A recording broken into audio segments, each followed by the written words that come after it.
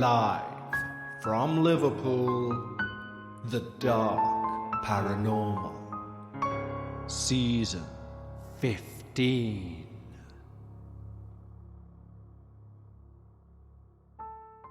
Hello everyone, and welcome to the finale of Season 15.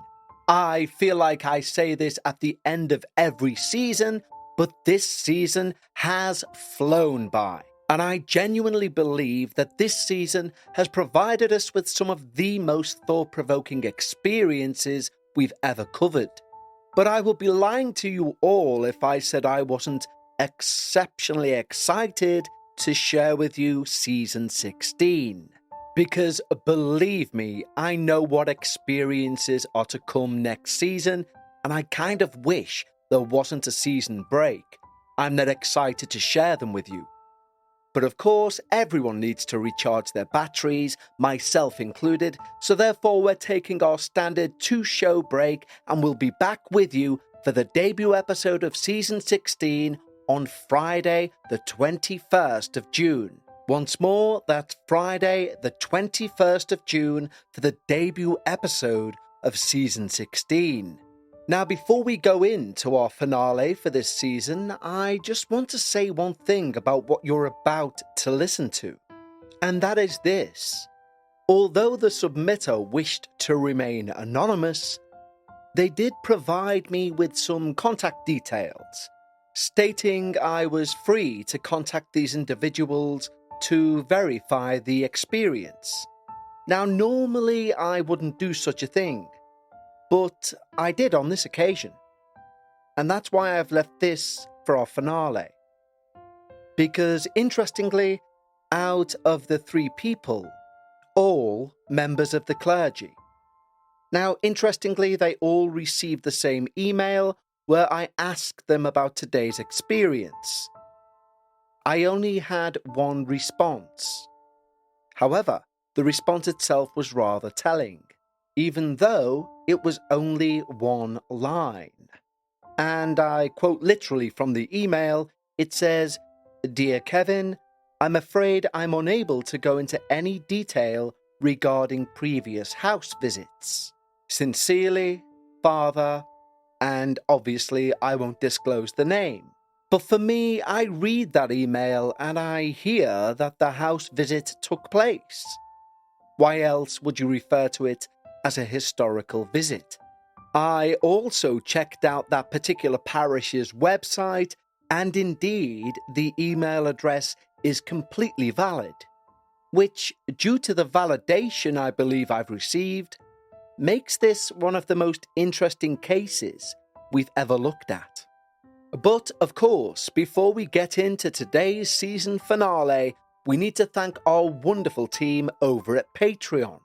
By joining our Patreon team, not only will you receive early, ad-free access to all of our episodes, be it debuts, finales, or minisodes, but you can also gain complete access to the Patreon-only podcast, Dark Bites. Now, when I say complete access, I mean not only do you receive a brand new episode every week, even on the downtime between seasons, but you also get access to the entire back catalogue, and we're talking close to 60 hours of Patreon-only content. But even with all of that, the best thing for me about Patreon is the community. We've built our wonderful community of like-minded paranormal enthusiasts over at Patreon, and we'd love to extend an exclusive invitation just for you. Simply head over to patreon.com/The Dark Paranormal.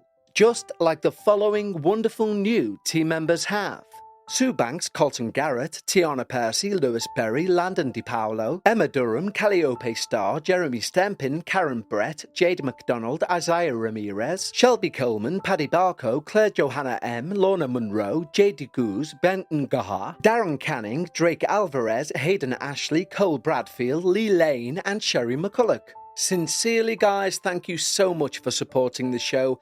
It's because of you guys I'm able to do this, so I hope you enjoy all the early ad-free releases, including the upcoming debut of Season 16, the weekly editions of Dark Bites, and almost 60 hours worth of back catalogue for you to binge during the season break. And so if you'd like to join us on our team at Patreon, head over to patreon.com/The Dark Paranormal. But right now, for the final time this season, lower the lights, make yourself comfortable, and of course, leave your disbelief at the door, as we hear all about the darkness beneath.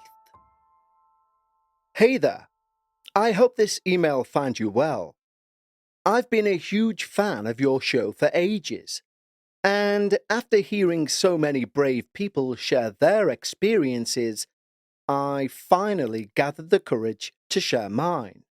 In truth, I went back and forth on submitting this email, but after hearing so many people discuss how it gave them a sense of closure, I figured I could do with that too.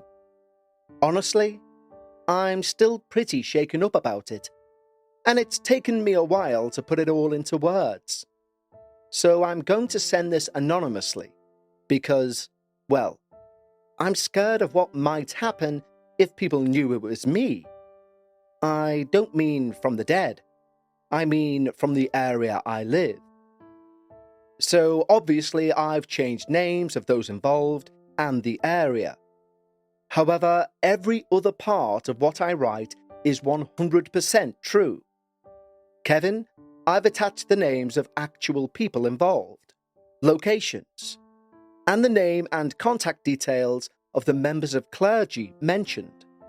So if you do need any confirmation of my experience, I'm sure they'll oblige. This is the story of what happened to me and my daughter when we moved into Brimley Terrace. It's not something I ever thought I'd experience, and even now, I sometimes wonder if it was all just a horrible nightmare. But it wasn't. It was very real. And it left me forever changed. I'll start from the beginning, so you can understand more how everything unfolded. So, Brimley Terrace is where it all started. It's a row of old, working-class terraced houses in a small town in northern England. You know the type of place. Narrow streets everywhere. Everyone knows everyone's business. It's not much, but let's just say me and my daughter needed a new start, low-key, very quickly. And this is all I could afford. Our house was at the end of the terrace. You'd think all of the houses would look the same, but ours stood out a bit. You see, the brickwork on the front seemed new, at least from a few feet up. Like someone had done a bit of patchwork on it, or maybe couldn't be bothered to match the old brick. It was odd, but I didn't think much of it at the time. I just thought maybe there'd been some damage at some point. All of these houses were built in the late 1800s, back when the mills were the main employer of the town. The place has 2 bedrooms, just enough for me and my daughter, but it did need a lot of work. It had single glazed windows, damp patches, you name it. But I figured it was a fixer-upper, and cheap, and we'd make it our own over time. It had a basement too, but that basement was the worst. It was freezing down there, no matter the time of year. And there were bookcases all along one wall. The space itself just felt weirdly off. It even felt like it was wonky on the floor.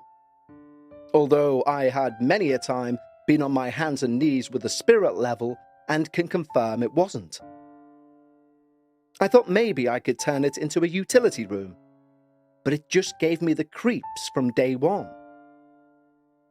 As I say though, it was cheap, which is why I took it. I was desperate for a new start, especially after everything that had happened in our lives. And this seemed like a good, safe place to begin. Little did I know, we were walking into an actual nightmare. Now, the history of Brimley Terrace is kind of as old as the town it sits in. Back then, built in the late 1800s, these houses were meant for the mill workers and their families. At that time, the mills were the heart of the town. Life would be tough, and there would be a close-knit community. So these houses have seen generations come and go, and the houses have generally been passed on to family down the years. Our house, though, it seemed to carry more than just wear and tear. The new brickwork a few feet up from the ground level always just looked odd. And whenever I'd take notice of it, it always gave me that weird chill down the spine feeling. Initially, I went round with a notebook, making a note of anything that needed doing or replacing. I remember I'd already reached the bottom of the first page of the notebook when I went down into the basement. I'd kind of forgotten how creepy the basement was as I walked down the stairs, writing, "The windows in the living room let in cold air." And as I reached the bottom, I smelt a strange, murky smell. Now, although I'd been down only a handful of times, I would have definitely noticed this smell. It was like if somebody who hadn't washed for a good few months walked past you, like a small breeze, but of a foul odour.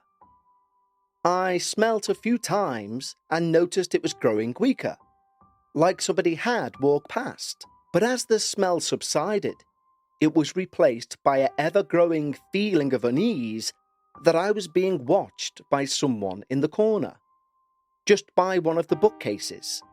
Now, although it was icy cold and did feel very creepy, it was also well lit. So it was a strange sensation to look at a very brightly lit corner and feel like somebody was watching you. I would understand more if it was a dimly lit basement or even in shadow, but this just wasn't the case. I cleared my throat and straightened my spine, like some effort to shake it all away, before slowly heading back up the basement stairs, but never taking my eye off that corner. I may be getting ahead of myself, so let me jump back and tell you a bit about me and my daughter. My name's Sam, and I'm a single mum. Now, anyway.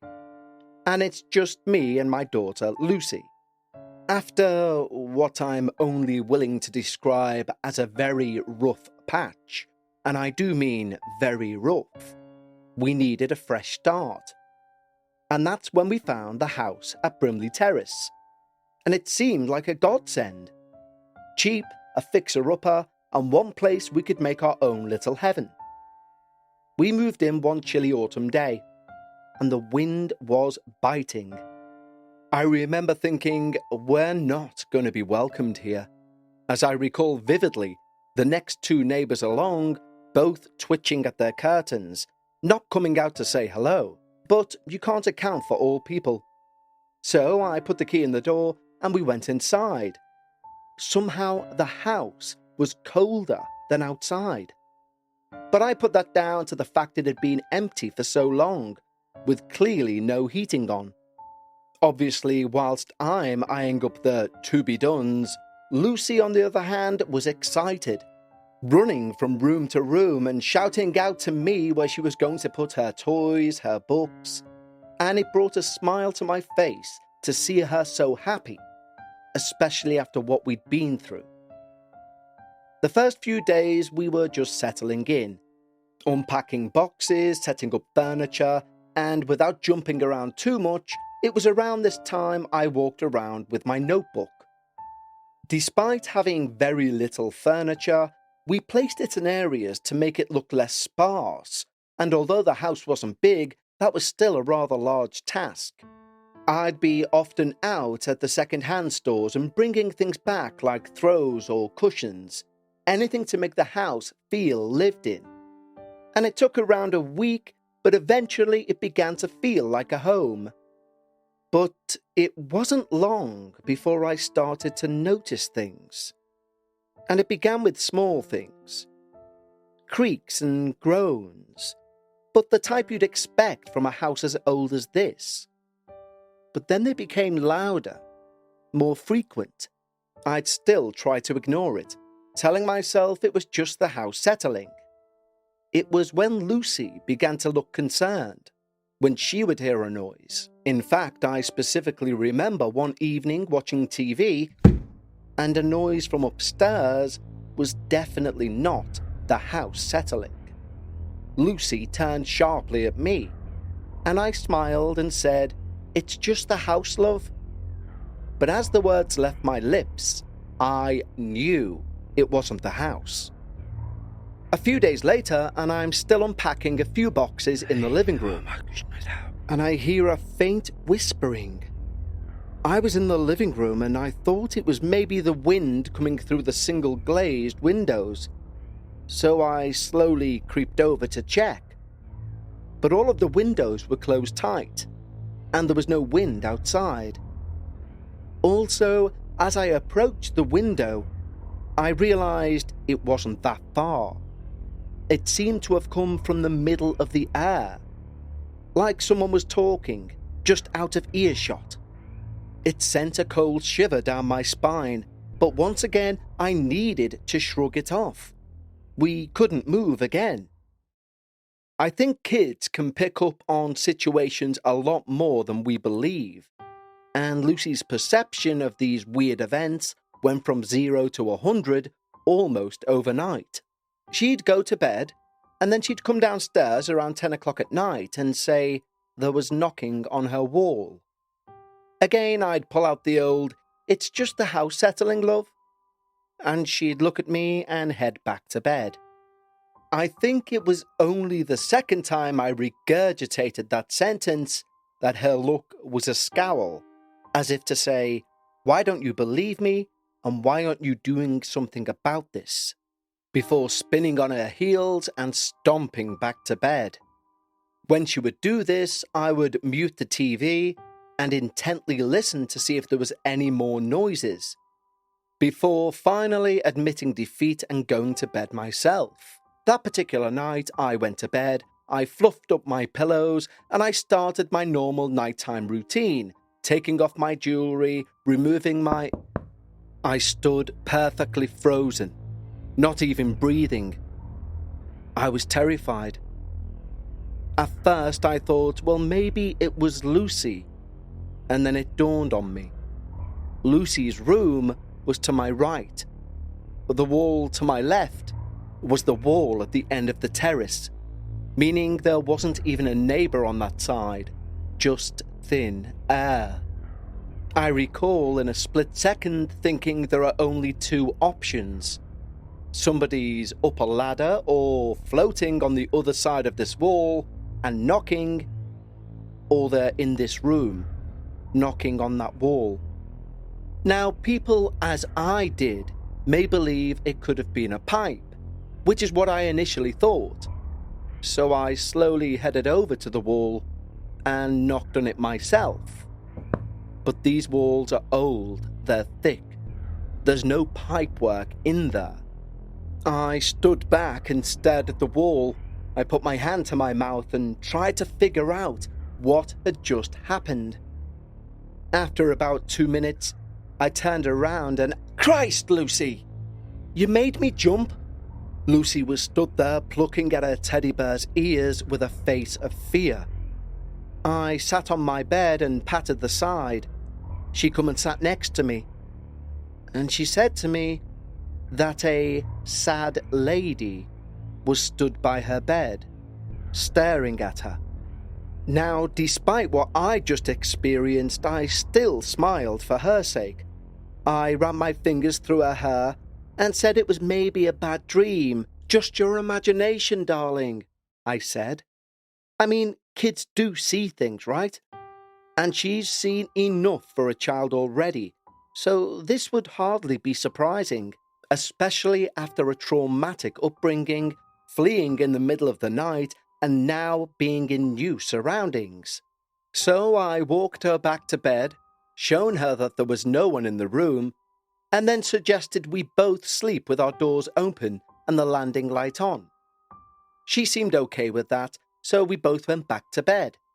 But despite my smiles and reassurances, I was terrified. I lay awake in bed. I couldn't sleep. The house seemed to take on this eerie feeling, as stupid as that sounds. It was like it was alive, like it was watching us, even like it was breathing. I couldn't shake the sensation. The air grew heavy. The temperature lowered. I pulled my duvet up closer. I just didn't know what to do. I'm a very rational and logical person, and it was a terrifying feeling as I lay in that bed, knowing that this house was not only challenging, but destroying every piece of rationale and logic that I could come up with. And this is one of the reasons I wished to remain anonymous. People talk about this motherly instinct, about how you do anything to protect your young. And yes, I believed I had that.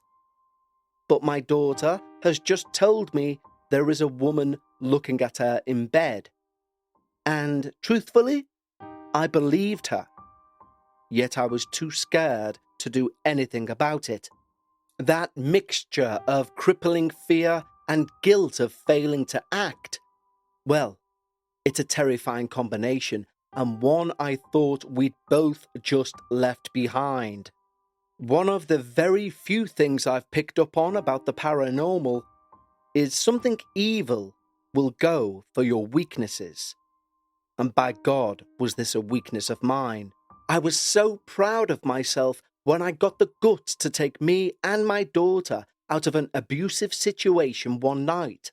That pride I felt, that feeling of a chance of a second life. I never thought I'd feel that horrible feeling again.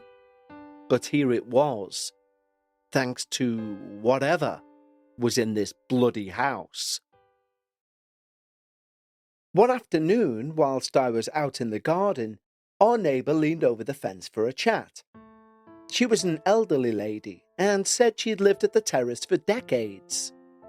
She seemed nice enough, and I thought it would be good to know someone in the area. During the conversation, she casually dropped in that my house had a troubled history. Apparently, the last tenants only stayed for 8 months, and before them, it had been empty for years. People said it was cursed or haunted. She laughed. But I don't believe that sort of thing.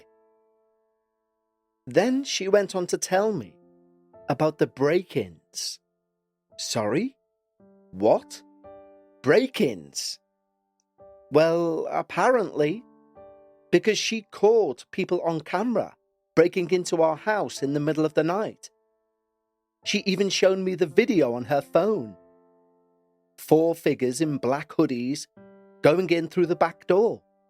She called the police, but by the time they arrived, no one was there, and there was no sign of forced entry.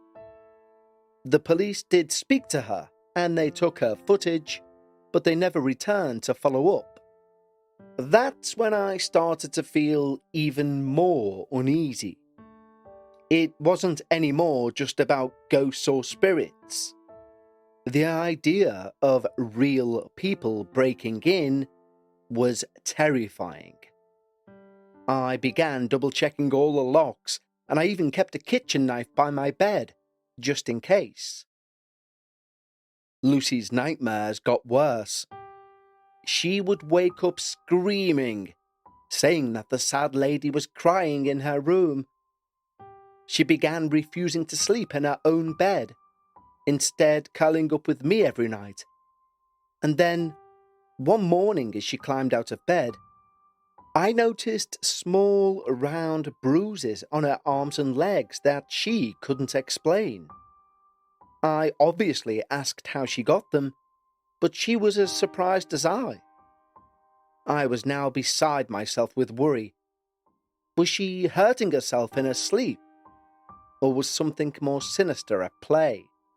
A school bully, maybe? Trying to start work on the house, my first job was those useless windows. The builders came round to replace the windows, and that's when they first noticed something odd. The new brickwork, well, it wasn't just cosmetic. They found scorch marks and soot in the cavity, suggesting there'd been a fire. They took me out front and said from their opinion, it looked like the whole front of the house had been rebuilt. Well, this sent my mind racing. What had happened here? And why wasn't it in any of the paperwork when I bought the place?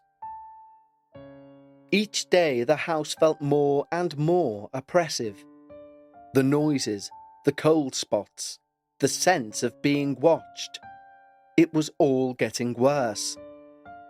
I began to dread the nights, knowing sleep would bring more strange occurrences. But we couldn't afford to move again. We were genuinely stuck. And I had to think of a way to protect my daughter and make our home safe. But I didn't realize things were about to go from bad to much, much worse.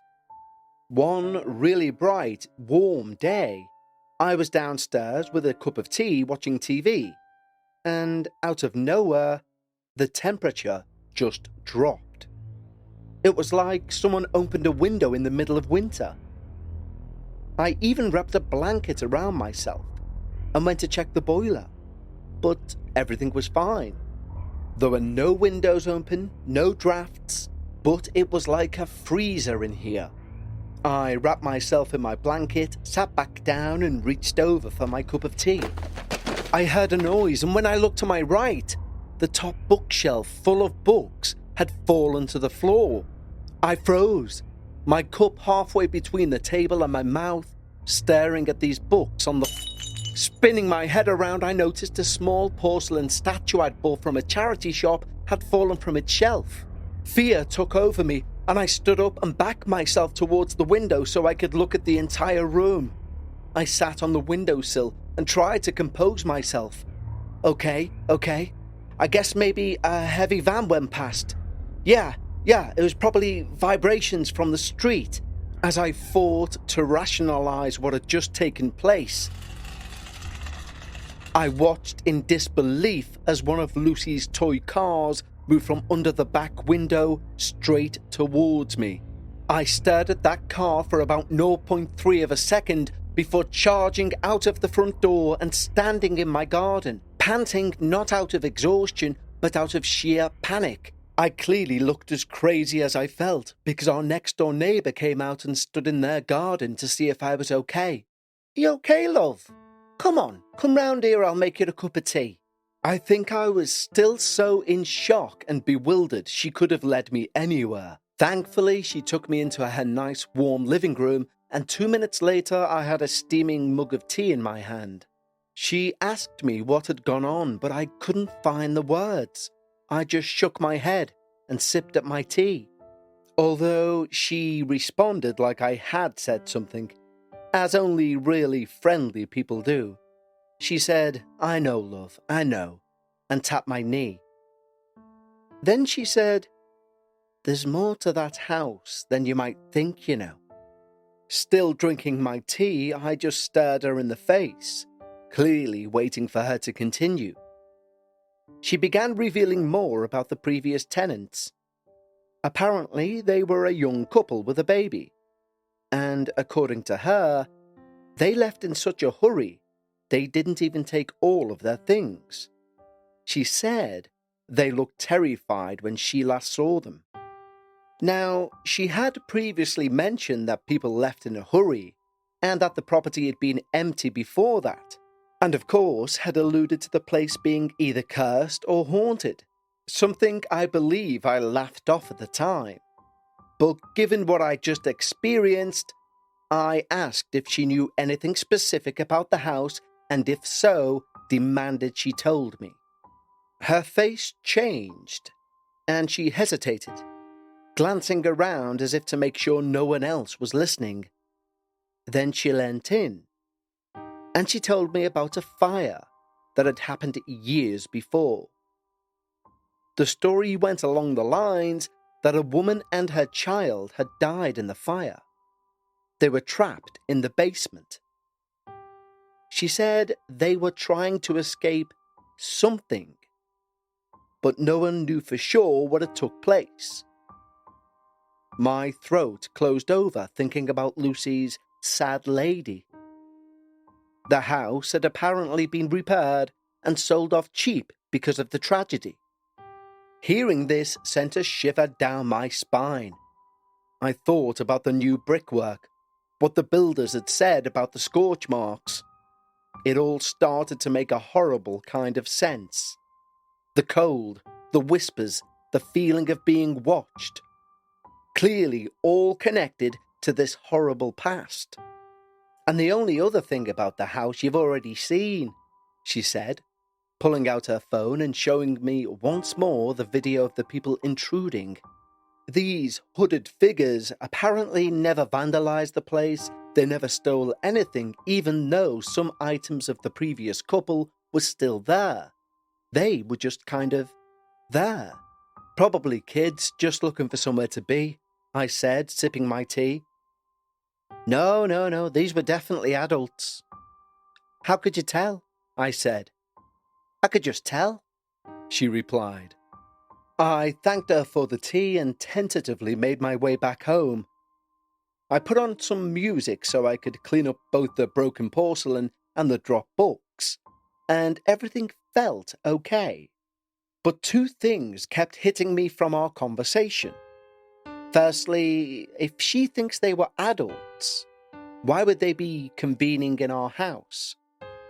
And secondly, this woman and child who burnt in the fire, why did she say they were trying to get away from something, as opposed to the fire?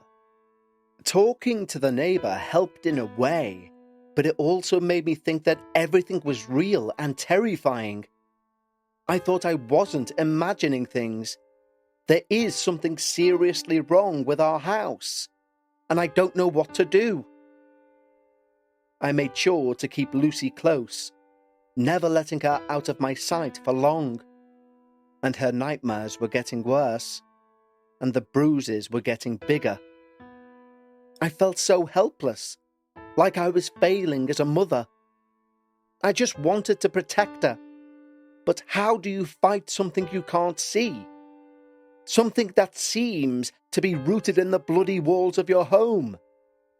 The back garden fence chats continued with my neighbour, but I was deteriorating mentally.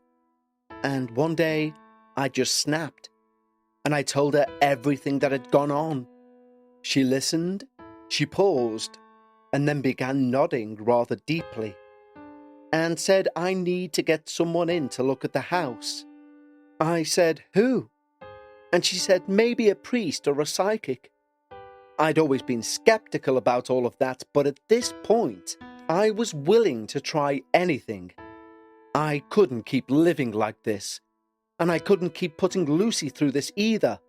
Something had to give, and soon, and it was more than likely going to be me. My sleep became erratic. I was having nightmares every night, the same nightmare. I'd be laying in bed, unable to move, and 4 hooded figures would be around me. They wouldn't say anything, they'd just stand there staring. And I'd wake up in a cold sweat, my heart pounding, and always at the same time, 4 a.m. on the dot. It became such a nightly ritual. I dreaded going to bed, and some occasions I didn't even bother. I'd pile myself up on caffeine and watch box set after box set, until Lucy woke for school. It was on one of those no-sleep mornings that Lucy walked past me to get her school bag, and I noticed yet another bruise. But this was like none other. It was on her left calf, and it was the size and shape of a human hand. I asked if she was hurting herself. She said no. I asked who done it. She said she doesn't know.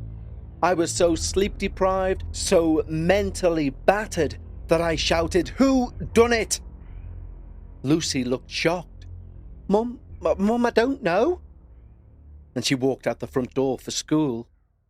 That night, I dragged myself to bed, and given I'd had no sleep in over 24 hours, I was out like a light. But the nightmare came again. This time, more vivid and more terrifying than before.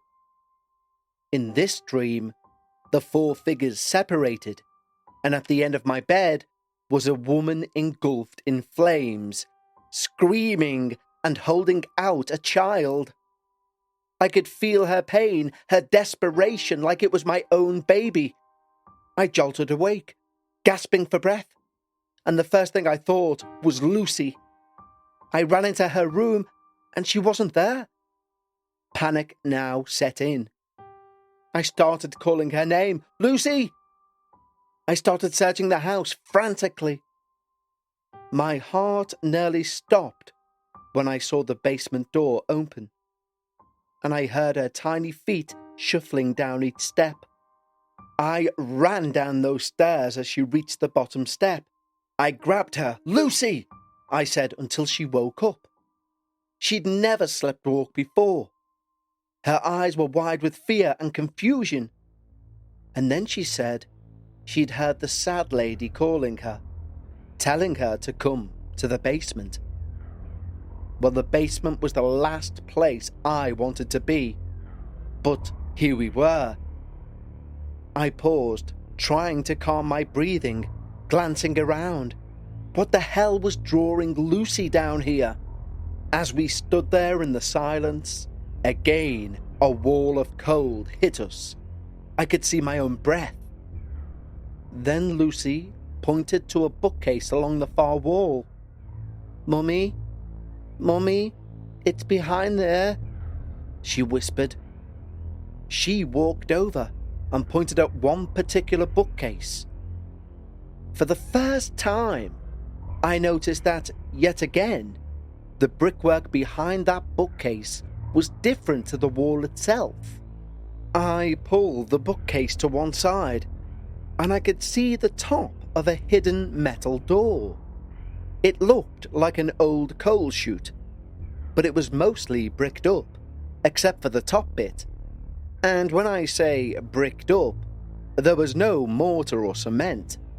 These were loosely stacked bricks.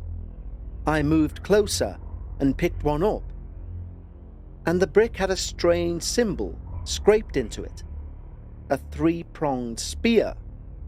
I picked up another. A triangle was carved into it. Another, a snake eating its own tail. The brick under that one either had the number 8 or the infinity symbol, and under that was a sign that I later found out was apparently for chaos magic. I felt a cold dread wash over me. It was like the house itself was trying to reveal its own secrets, but I wasn't sure I wanted to know. The more we uncovered, the worse things seemed to get. I dropped all of the bricks and decided there and then we did need help. I contacted our local priest, desperate for some kind of solution, and he came over to bless the house. But as soon as he stepped inside, he looked uneasy. He told me he knew the house. Apparently, the previous priest had told him he'd blessed this house umpteen times, and he shrugged, as if to say, "So another one won't help." I smiled, but thought, great. I told him all about the basement, and I led him down there. I showed him the bricks, and he stared at them for a while, then knelt down and touched the metal door. He came back over and in a low voice said, "It's behind that door." "What is?" I said. "Whatever's playing tricks on you." He held out the brick with the snake on it. Some idiots have called something out. They've panicked and tried to seal it away in there. I must have looked shocked, and he tried to comfort me by saying, "Well, listen, I'll bless this room anyway, and we'll see how we get on." We'll see how we get on, I thought to myself. But what I actually done was nod and smile. Now, although I'm skeptical about most religions, I have seen a house blessing by a priest before, so I kind of knew what to expect. And it was like I expected. He pulled different items out of a leather bag. A purple sash, a small vial of what I guess is holy water, and a book too small for a Bible, but one I imagine just contains the normal house blessings. Lucy and I sat on the basement step, and he did turn around as if to say he wasn't expecting us to remain, but we chose to stay put. And he continued, mumbling prayers and dashing holy water over the door and the bricks. After about 15 to 20 minutes of this, he placed his items back in the bag and walked over slowly to me, looking at the floor as if deep in thought. He then smiled and looked at Lucy and said, "Why don't you go play upstairs, darling?" Taking the hint, I ushered Lucy back up the stairs, and I looked at the priest. He said whatever was in there was too strong for him alone, and he asked if he could bring in more help. I, of course, said okay. A few days later, 3 priests turn up, our priest being one of them. They were dressed identically, and in truth, they all looked like clones of each other. And they all carried the same brown leather bag. I, of course, invited them all in, sat them on the couch, and I done tea duties as Lucy went to play in the garden. One priest then asked, "And where are you going to be?" "Sorry," I replied. He shot a glance at our priest. Our priest rubbed his brow. "Oh, sorry. You can't be here, you or Lucy, whilst we work." I looked at them all with a tell me why face. The third priest, who hadn't yet spoken other than to tell me how he had his tea, cleared his throat and said, "Well, imagine, let's say, a lion, an angry lion is behind that door, and you've called us in to get rid of it." I nodded. "Okay, so, for argument's sake, let's say it gets past us and comes for you and your daughter." I nodded again, though this time I was terrified. We'll go to the park," I said. The priest smiled. "Excellent, and we'll need about 3 hours." I nodded again, but looked out of the window and saw the rain-threatening clouds. But then I thought of this lion. "Lucy, get your coat," I shouted, and off the park we went. When we returned about 3.5 hours later, only 2 priests were there, and they were both fatigued. However, they both smiled and said they'd managed to bring peace back to the house. But they warned me I needed to have the bricks removed, and also suggested I sealed that metal door over. So I decided to have the entire back wall re-bricked and painted white. The basement, with the priest's work done and the small door now sealed, felt completely different. It now felt like an actual usable space.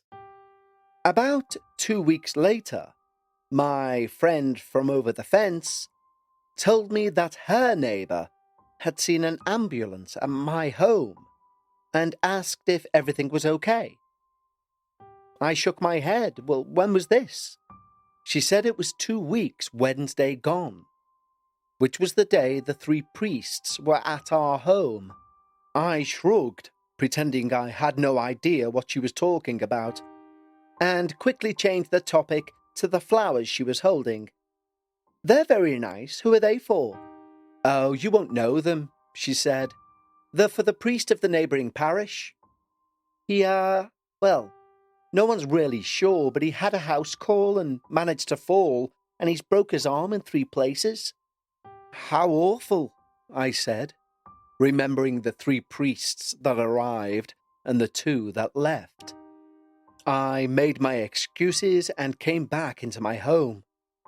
And it did feel like a home. Since then, things have been much quieter. Lucy's nightmares seem to stop almost instantly. But the experience has left its mark on me. I still wake up at 4 a.m. However, I don't see anything. I just expect to. But the house does feel different now. A weight has been lifted, though I can't forget what we went through. I've sent you all of this, including the names and contact details, in the hope you believe what I'm telling you, and also in the hope it may help someone else out there. There is a way to fight back against these things, or at the very least, protect yourselves from them. Thank you for listening to my story, and I hope it brings some awareness to the hidden dangers that lie in the places that we sometimes seek refuge in. Many thanks, Anonymous. Well, thank you, Anonymous. Well, I know who you are, of course, but thank you so much for sending in this experience. It's one hell of a way to sign off season 15. And now it's time to take our 2-show break, and we return again for our debut episode of season 16 on Friday the 21st of June. And the only thing I'll say about season 16 is I genuinely don't believe I've been as excited to share a season with you than I have right now. Don't forget, if you'd like to be one of the first to hear that debut episode of season 16, and of course to receive Dark Bites episodes in between this season break, head over to patreon.com/The Dark Paranormal. Before I go, I'd like to say a huge thank you to everyone who's joined us for season 15. I genuinely believe it's been one of our most intriguing yet, and I do believe things are only going to get weirder from here on out. So, before I go, always remember, whenever you're discussing the paranormal, try and leave some of your disbelief at the door. And I'll speak to you all on Friday the 21st of June for season 16 of The Dark Paranormal. And until then, thank you and take care.